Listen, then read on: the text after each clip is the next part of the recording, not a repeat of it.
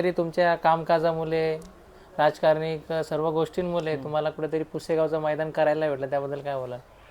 पुस्तकाचं मैदान करायचं होतं, सर्व पोरांचं नियोजन झालं होतं, पण काय आला 4 दिवसामध्ये इलेक्शन होते. आज 10-15 पोरं जाणार तिकडे बैलांच्या बरोबर, बैल खात नाही, त्यामुळे बैलाचा निर्णय स्टॉप केला आम्ही आणि बोललो पहिलं इलेक्शन होत्या, मग पुढचं मैदान करायला आहे आपला वेळ आहे आपण.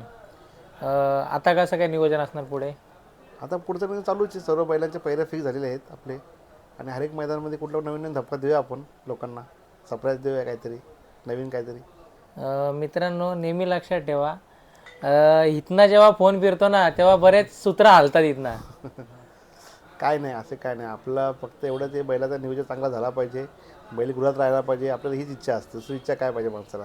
एक बैलगाडी मालकाला तीच इच्छा आहे, आपला बैल गुलालामध्ये आहे म्हणजे आपण गुलालामध्ये आहे. ते आमचा आणि भुंगा आमचा तो मान ठेवतो आमच्या.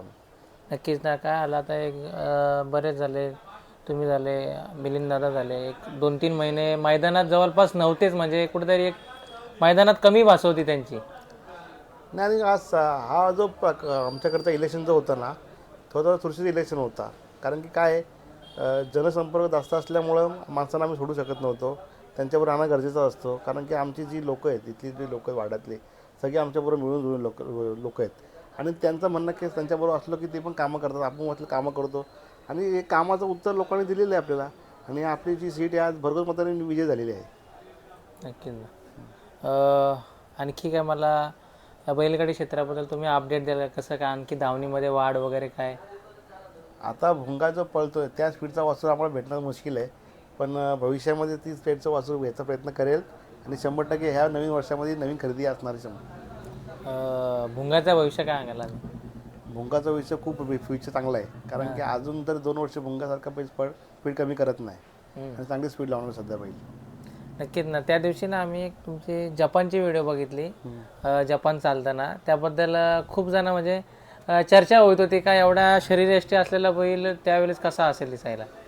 जपानची सर कुठल्या बैलामध्ये नाहीच आहे. जपान ही खूप वेगळा बैल आहे, खूप खूप वेगळा नंदी आहे. त्या बैलासारखा नंदी माझ्या मते तरी अजून कोणता कुठला नंदी नसेल, कारण की बंदीच्या काळामध्ये जपानने अशा गाड्या मारल्या, त्या गाड्यांचा इतिहास तुम्ही जाणू पण शकत नाही, एवढा मोठा इतिहास आहे बैलाचा आणि त्यांनी सर्वांना चॅलेंज देऊन गाड्या मारल्या. आज मोठ्या लक्षाबरोबर पळणारा जपान अजून पण टिकलेला आहे. मोठ्या लक्षाबरोबर सगळी बैल आज सगळी संपूर्ण झाली, पण एकमेव बैल अजून पण जपान टिकलेला आहे, तोच बैल अजून पण पळतोय. तुमची असं कसं तुम्हीच भुंगाला पारख केली, तुम्हीच मैदानात उतरवलं, सगळं तुम्हीच केलं, अशीच पारख आणखी काय बघायला भेटेल का आम्हाला वेगळी? आहे ना, ह्या वर्ष 2026ला भुंगासारखी वस्तू आपली आहे नजरमध्ये पडलेली आहे. मग त्या मार्काचा व्यवहार चालला आपला, आतमध्ये व्यवहार होईल. मग त्या व्यवहार संपलं की बैल भुंगाच्या लेवलला, भुंगासारखा नाही भेटणार, पण भुंगाच्या लेवलला बैल आपण आणायचा प्रयत्न करू.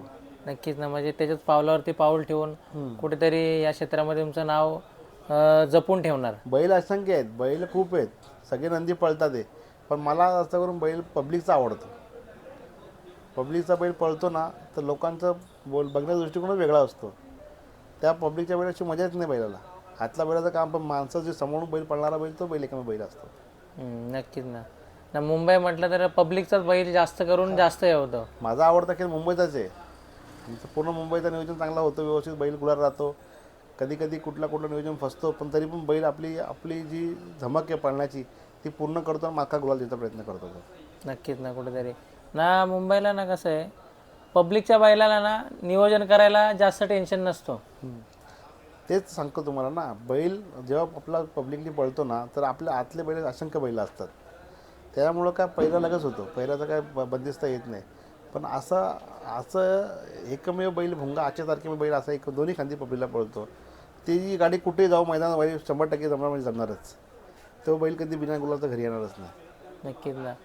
आणि ना भुंगा आणि त्याच्यासोबत जे नेहमी असतात ना, ते सुट्टी करणारे पण मेन आहेत. आज ते पण आहेत, आज ते पण बसलेले आहेत या ठिकाणी, सुट्टी मेकर देखील. काय बोलाल थोड्या 2 शब्दांचा? अपार त्यांची मेहनत आहे बैलाच्या मागे, अपार त्यांचा खरंच मानला पाहिजे, त्यांना श्रेय द्यायला पाहिजे. आम्ही दोघं भाऊ ठरतात, अड्ड्यामध्ये नसताना ते स्वतः बैल घेऊन जायचे, स्वतः बैल रेस स्वतः करायचे, फक्त फोनवरून सांगायचे काय करू, आम्ही बोलायचं हा कर. पण मानलं पाहिजे, एवढी मोठी वस्तू आमची आज जीवाचा तुकडा भुंगा, ते त्याच्या याच्यावर हिमती बैल न्यायचे आणि गुलाल करून पण आणायचे, त्यांचा मी आभार मानतो. आता कधी मैदानात वगैरे उतरणार कसं काय? बघूया, एक 4-5 दिवसामध्ये बैल मैदानात येऊन जाईल आणि चांगल्यापैकी गुलाल आणि पब्लिकचे भुंगा फॅन्स क्लबचे जे पण चाहते भुंगाचे चाहते आहेत त्यांना भुंगा कधी नाराज नाही करणार. आणखी वरच्या मैदानाची काय अपडेट द्याल वगैरे? वरचं मैदान हे या वर्षाचं मैदान राहणार नाही, म्हणजे जानेवारीपासून आता होईल मोठा इंदकीचं मैदान, त्यात बैल 100% पळताना दिसणार आपल्याला. चालेल दादा, तुमच्या अपडेट्स नक्कीच आम्ही पोचवत राहू. आणखी तुम्हाला काय बोलायचं आहे का? माझं तर ते एवढी इच्छा आहे, बैलगाडी क्षेत्र हा संयमी आणि शांतता क्षेत्र आहे. सर्वांनी आपल्या आपसमध्ये मिळून व्यवहार बैल पैरे करावे आणि व्यवस्थितपणे कोणी कोणाला पैरात फसवू नये. आज ते चाललं आहे, वातावरण चाललं आहे, कोण ऐकायला कोणा हा बोलतो आहे आणि पैरा तोडतो आहे, असं कोणी करू नये. हा क्षेत्र सगळ्यात दोस्त मित्र क्षेत्र आहे. सर्वांनी एकत्र राहावा, एकत्र पळावा. चालेल, धन्यवाद.